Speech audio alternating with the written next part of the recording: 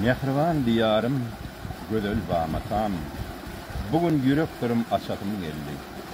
Paýaňda görmeýäçe merdanlar yatan, bugün sizi ýatlap geçedim geldi.